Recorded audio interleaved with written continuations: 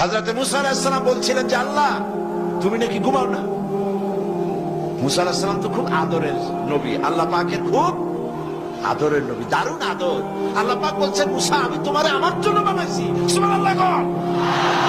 কোরআন শরীফে আছে আল্লাহ পাক বলছেন মুসা আমি তোমারে আমার জন্য বানাইছি।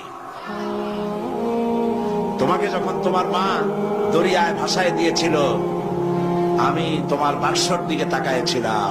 সুবহানাল্লাহ। আল্লাহ যদি বলেন আমি তাকাইছিলাম, সুবহানাল্লাহ, তোমারে আমার জন্য বানাইছি। সুতরাং হযরত মুসা আলাইহিস সালাম তিনি বলছেন আল্লাহ পাকের খুব আদরের নবী, তো আল্লাহ তুমি নাকি ঘুমাও না? আল্লাহ কয় তুমি বিশ্বাস করো না?